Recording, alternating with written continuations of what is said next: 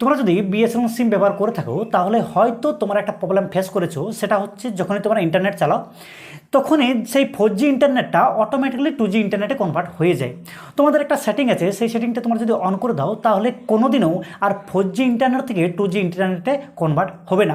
তো কীভাবে করবে জানতে হলে ভিডিওটা প্রথম থেকে শেষ পর্যন্ত দেখতে থাকো, আর এই টাইপের ভিডিও পাওয়ার জন্য চ্যানেলটা সাবস্ক্রাইব করতে ভুলবে না। তো চলো বেশি দেরি না করে আজকের এই ভিডিওটা শুরু করা যাক। বিএসএনএলের 4G থেকে 2G ইন্টারনেটে অটোমেটিক্যালি শিফট হওয়ার যে প্রবলেমটা, সেটা ফিক্স করার জন্য তোমরা কি করবে, তোমাদের ফোনের যে ডায়ালার প্যাড আছে সেটা প্রথমে তোমরা ওপেন করবে। ওপেন করার পর একটা কোড টাইপ করতে হবে। তো সেই কোডটা হচ্ছে *#4636##। যখন তোমরা এই কোডটা ডায়াল করবে, ডায়াল করার পর তোমরা চলে আসবে এই পেজে। এই পেজে আসার পরে উপরে দেখতে পাচ্ছ ফোন ইনফরমেশন লেখা আছে, অথবা তোমাদের SIM1 অথবা SIM2 থাকবে। তো তোমাদের যে সিমে বিএসএনএল সেটা তোমরা সিলেক্ট করে নেবে, করে নেওয়ার পর তোমরা চলে আসবে এই পেজে।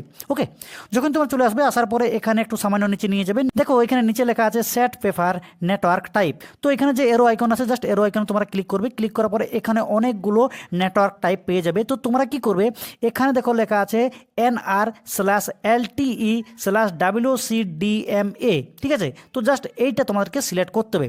যখন তোমরা সিলেক্ট করবে, সিলেক্ট করার পরে তোমরা চলে আসবে ব্যাক।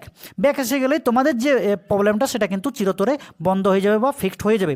যদি ভিডিওটা হেল্পফুল মনে হয় তো কমেন্ট সেকশনে জানাতে ভুলবে না।